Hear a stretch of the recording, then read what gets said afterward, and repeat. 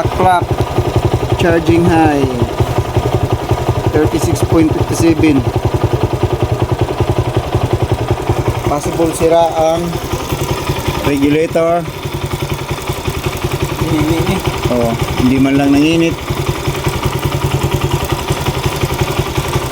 Kaya ano, ang gigagawa sa stator, total 36 volts.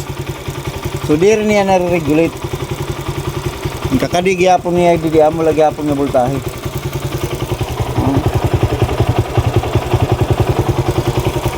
So dapat imbis mga 12, standard is 14 volts standard charging. So here maabot yung 36 ohm. Ang mara din eh. Regulator rectifier. So sige la, ipa-final ko pa ito niyan.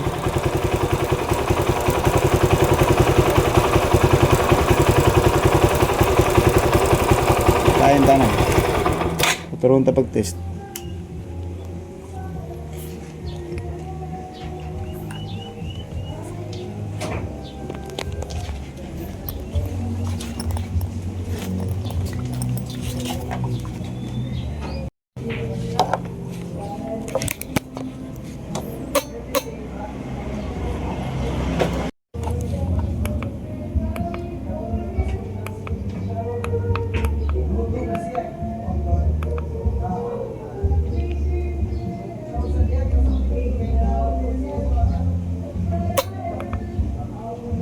Start engine.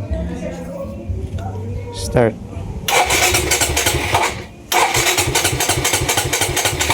Open na. Ang carb.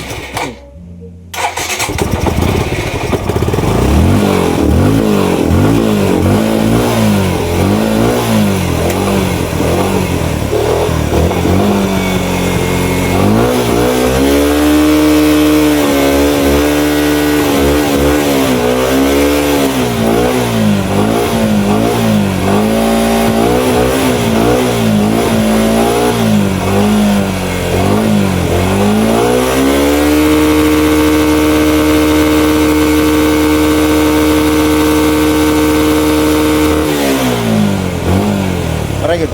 Charging high oh. Amo good, charging high good. Ay, mento. Ito man. Dapat 14 point something la, 36 oh. Taasan duro.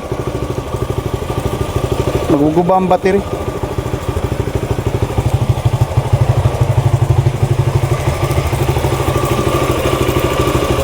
Charging high.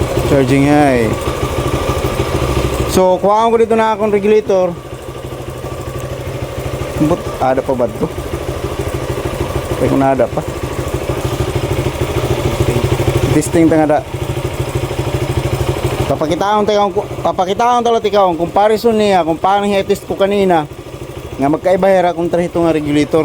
Pero the same letter ha. Kay Suzuki gapon na doon. Gawas to dida nga 14. Oo, kung Nagana. malagana lotad to kay duwe ko na to rin makakuan.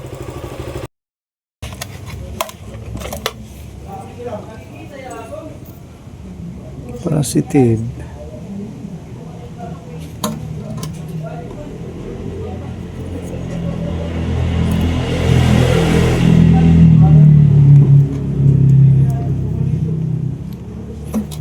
Kita may nagawas na ako no. So may nagawas 0.487 volts kung diode test ka. So sa almost parehas. So, ito yung sistema. Oh, Pareho gapan. parehas lang Porma. sa sagit. So, Pareho ang purma. kita kanin mo ha. So, inin mo. Tulog. Parehas lang ito nga porma. Positive, parehas lang porma ang positive. Pareho nga ni kadako da. Gamay-gamay. Parehas lang ang plastic. Kaniya. Gamay-gamay la. Anin mo. Ito yung plastada oh. Positive man yun. Tikat man yung battery. So kung i-diode test diya, negative probe dida, negative probe, so dapat may reading ito yung diode. So waray open line. Nga di may kaluyo, ini tikang ini may stator, ini nga pin. So papasok ito ya. Tapos ini gapon tikang ini stator. So waray may na reading. Area mi na reading. So area mi na reading. Comparison Ah. tayo din sa. Ah. Comparison tayo din sa. Ang maletera positive. May da. Yeah, Tapos ibaliktad ko ini negative maninihan regulator ididinatan positive test probe kinang lamay mer mag-reading gyapon. Adto okay to. Oh, okay ha diding nga side. Pero positive side Adto. pareha. So testingan ta pagtaod. Parehas man lay nira. Dire parehas ang bracket kay dako dadi. Hindi magan halaba man ang iya mo. Nasugad man. Pero pwede tiya taod kuan la. Iri bagan masaya. Tagoy. Itulah. Parehas. Parehas. Sulod. Susuki na rin ito. Suzuki ni. GD lagi nga Suzuki. So, testa and charging.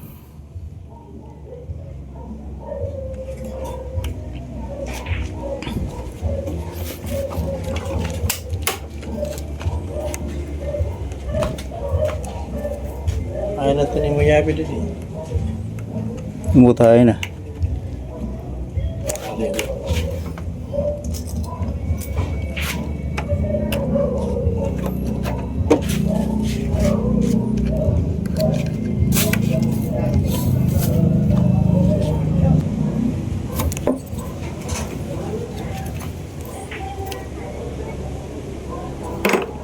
Yan, 12.72.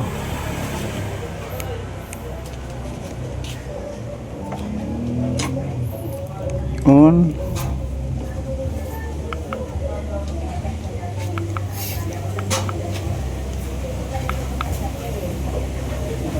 Kanina nakasurot high charge ito. Oh, high charge. Taon goods pa ba ini? Pero nakakita ka ng comparison. Yeah, kumbaga comparison niya. Amo ko talaga ito niya pag ganun. Pero testingan talaga ni kung mag-good pa ba ini kay tinanggal ko na ini.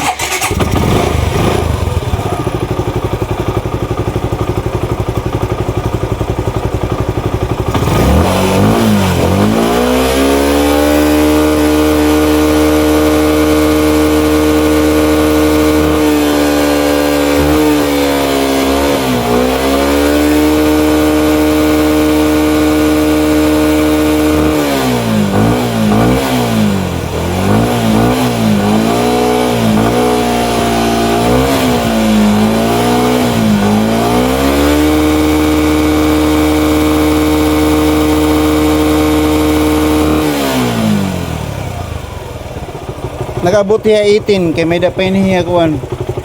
May da kasi ni accessories wire. So nag-18 da yan oh. Kanina pirad to. 36. Sis kanina da. Oh. Iniya nag-18 iniya kay iniya kinanglan pa ni connect pampaiban. Di man. Accessories wire kasi niya para may iban at yung 18 mahimo to nga 14. Oh, mini to. Oh, may ada. Inihiya. Kukunik pa niya accessories wire para maiba na niya. Tingnan ta pag-kunik. Orik pansundot.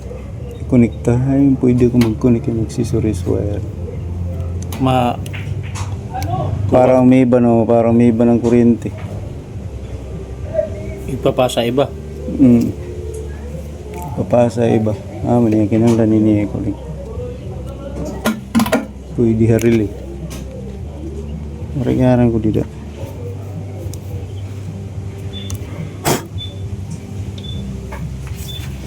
Tumiba. Tingnan ta. Yung kabitan ko ng accessories wire. Try ta kung mag 14 ba ya? Lagi kan. Oo, adi oh. Try natin kung mag 14 ya. Mag 14 na niya output para charging. Kailangan mag 14 point something. Pag may 14 point something, good pa ito. Ano mo good kay 36? Grabe. 36. Hindi man ini nga nakuhaan mo. Kana na relay. May naman to the accessories wire. Kuan ba flasher relay. Start engine.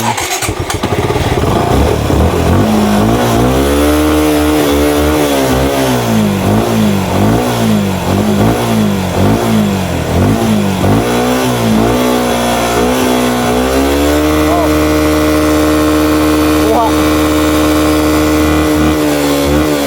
114. Ta.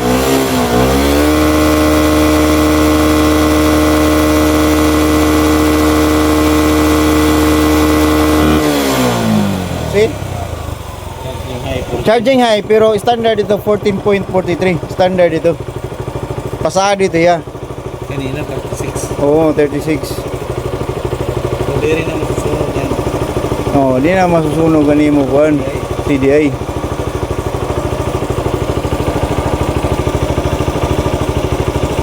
Ano man?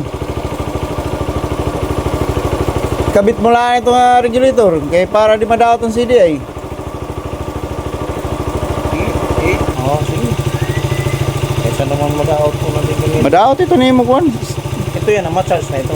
Magitaon ta ko na niyo battery mag-iban kuan. Out. Under yan, Maiba ni masaptan man to tester.